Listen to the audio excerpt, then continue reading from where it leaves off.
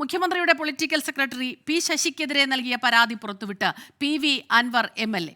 സ്വർണ്ണക്കടത്തിന്റെ പങ്ക് പി ശശിക്കും ലഭിച്ചു എന്നാണ് നാട്ടുവർത്തമാനമെന്ന് CPIM സംസ്ഥാന സെക്രട്ടറി MV ഗോവിന്ദനും നൽകിയ പരാതിയിൽ PV അൻവർ പറയുന്നു. പി ശശി പാർട്ടിയെ ജനങ്ങളിൽ നിന്ന് അകറ്റിയെന്നും PV അൻവർ ഈ പരാതിയിൽ കുറ്റപ്പെടുത്തുന്നുണ്ട്. വിവരങ്ങളുമായി സമീർ ബിൻ കരീം ചേരുന്നുണ്ട്. സമീർ, എന്തെല്ലാമാണ് കൂടുതൽ പരാതിയിൽ പറയുന്നത്? നമുക്കറിയാം, കഴിഞ്ഞ കുറച്ച് ദിവസങ്ങളായി രാഷ്ട്രീയ കേരളത്തെ ഇങ്ങനെ ഇളക്കി മറിച്ചുകൊണ്ട് ഓരോരോ തെളിവുകളായി പുറത്തുവിട്ടുകൊണ്ടിരിക്കുകയാണ്. സ്മിത, ഈ മുഖ്യമന്ത്രിയുടെ പൊളിറ്റിക്കൽ സെക്രട്ടറി പി ശശിക്കെതിരെ പാർട്ടി സെക്രട്ടറിക്ക് നൽകിയ പരാതിയാണ് ഇപ്പോൾ PV അൻവർ MLA പുറത്തുവിട്ടിരിക്കുന്നത്. ഗുരുതരമായ ആരോപണങ്ങളാണ് പി ശശിക്കെതിരെ ഈ കത്തിൽ ഉള്ളത് എന്നുള്ളതാണ് ഏറെ പ്രധാനപ്പെട്ട കാര്യം. കരിപ്പൂരിലെ സ്വർണ്ണക്കടത്തിൽ നിന്ന് ഒരു പങ്ക് പി ശശിക്കും ലഭിക്കുന്നുണ്ട് എന്നുള്ള നാട്ടുവർത്തമാനമുണ്ട് എന്നും അത് അന്വേഷിക്കണമെന്നും PV അൻവർ MLA ആവശ്യപ്പെടുന്നു. പലപ്പോഴും MLA മാർ ഉൾപ്പെടെയുള്ള ജനപ്രതിനിധികളെ മുഖ്യമന്ത്രിയെ കാണാനെത്തുമ്പോൾ കാണാൻ സമ്മതിക്കാതെ താൻ എല്ലാം മുഖ്യമന്ത്രിയുടെ അടുത്ത് പറയാമെന്ന് പറഞ്ഞ് അവരെ മടക്കി അയക്കുന്ന ഒരു സാഹചര്യമുണ്ട് എന്നും ഈ പരാതിയിൽ ചൂണ്ടിക്കാണിക്കുന്നു. പി ശശി ജനങ്ങളെ പാർട്ടിയിൽ നിന്ന് അകറ്റി എന്നുള്ളതാണ് ഏറെ പ്രധാനപ്പെട്ടതായിട്ടുള്ള ഒരു കാര്യം. 8 വിഷയങ്ങളാണ് പ്രധാനമായും PV അൻവർ MLA അക്കമിട്ട് നിരത്തുന്നത് എന്നുള്ളതാണ് എടുത്തു പറയേണ്ട ഒരു കാര്യം. അതിൽ ആദ്യമായി തന്നെ സൂചിപ്പിക്കുന്നത് ഈ ഷാജിൻ സക്കരിയുടെ യൂട്യൂബ് ചാനലുമായി ബന്ധപ്പെട്ട പരാതിയാണ്. ആ കേസ് എന്നും എന്നെ എത്താത്തൊരു സാഹചര്യമുണ്ടായി. അതിന് കാരണം പി ശശിയാണ് എന്ന് പറയുന്നു. അതിന് പിന്നാലെ പിന്നീട് പറയുന്നത് ഈ പ്രതിപക്ഷ നേതാവിനെതിരെയുള്ള ആരോപണങ്ങളെ കുറിച്ച് വളരെ വ്യക്തമായി തന്നെ പറയുന്നുണ്ട്. നിയമസഭയിൽ ഈ കേരളയുമായി ബന്ധപ്പെട്ട് പണം വാങ്ങിയത് ഉൾപ്പെടെയുള്ള പരാതികൾ താൻ പറഞ്ഞിരുന്നു. അതിലും കൃത്യമായ അന്വേഷണം കാര്യമായ നടന്നില്ല.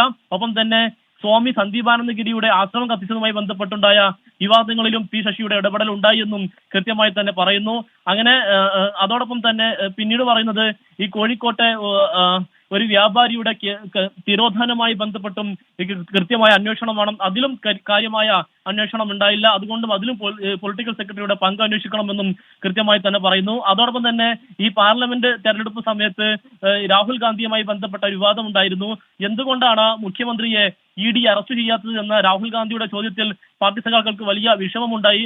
അതുമായി ബന്ധപ്പെട്ട് PV അൻവർ നടത്തിയ പരാമർശത്തിൽ അദ്ദേഹത്തിനെതിരെ കേസെടുക്കുന്ന ഒരു സാഹചര്യം ഉണ്ടായി.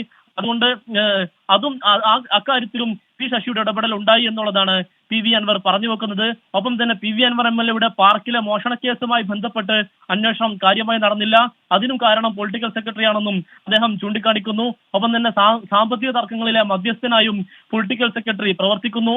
മുഖ്യമന്ത്രിയുടെ ഓഫീസിൽ പരാതിയുമായി എത്തുന്ന കാണാൻ കൊള്ളാവുന്ന സ്ത്രീകളുടെ ഫോൺ നമ്പറുകൾ വാങ്ങിവെക്കുകയും കേസന്വേഷണം എങ്ങനെ പോകാനെന്ന് അല്ലെങ്കിൽ എങ്ങനെ പോകുന്നുവെന്ന് അവരോട് പ്രത്യേകം അന്വേഷിക്കുകയും അവരിൽ ചില മോശമായി സംസാരിക്കുകയും ചെയ്യുന്ന ഒരു സാഹചര്യമുണ്ട് എന്നും വളരെ ഗൗരവതരമായ ആരോപണങ്ങളാണ് അല്ലെങ്കിൽ പരാതികളാണ് പി ശശിക്കെതിരെ ഈ കേസ് ഇതിൽ ഉള്ളത് എന്നുള്ളതാണ് വലിയ പ്രധാനപ്പെട്ട കാര്യം. ഒപ്പം തന്നെ ബിസിനസ് തർക്കങ്ങളിലെ ഒരു മധ്യസ്ഥനായും പി ശശി പ്രവർത്തിക്കുന്നു. അങ്ങനെ ഗുരുതരമായ ആരോപണങ്ങളാണ് പി ശശിക്കെതിരെ പാർട്ടി സെക്രട്ടറിക്ക് PV അൻവർ നൽകി എന്ന് പറയുന്ന ഈ കത്തിലൂടെ പുറത്തു വരുന്നത് എന്നുള്ളതാണ് ഏറെ ഗൗരവതരമായിട്ടുള്ള കാര്യം. കഴിഞ്ഞ ദിവസം PV അൻവർ ഇത്തരത്തിൽ പാർട്ടി സെക്രട്ടറിക്ക് പരാതി നൽകിയില്ല എന്നൊരു പരാമർശം വന്ന സാഹചര്യത്തിലാണ് താൻ ഈ കത്ത് പുറത്തുവിടുന്നത് അല്ലെങ്കിൽ ഈ പരാതിയുടെ കത്ത് പുറത്തുവിടുന്നതെന്ന് ചൂണ്ടിക്കാട്ടിയാണ് PV അൻവർ നിലവിൽ കത്ത് പുറത്തുവിട്ടിരിക്കുന്നത്. സമീർ ബിൻ കരീമാണ് വിവരങ്ങൾ നൽകിക്കൊണ്ടിരിക്കുന്നത്. സമീർ, ഈ വിഷയങ്ങളിലെല്ലാം തന്നെ PV അൻവർ തുടക്കം മുതൽ എല്ലാവരും പറഞ്ഞ ഒരു കാര്യമാണ്, പൊളിറ്റിക്കൽ സെക്രട്ടറിയുടെ നേർക്കു തന്നെയാണ് ഏറ്റവും ഒടുവിൽ ഈ വിരൽ ചൂണ്ടപ്പെടുന്നതെന്ന്. ആദ്യം തുടക്കത്തിൽ പുറത്തു പറയുന്നില്ലെങ്കിൽ പോലും പിന്നീട് വീണ്ടും വരുന്ന പരാതികളിലെല്ലാം തന്നെ അതിൻ്റെ ഒരു ഒടുവിലത്തെ ഒരു ആണിയായി ഈ പരാതിയെ കണക്കാക്കാൻ കഴിയും.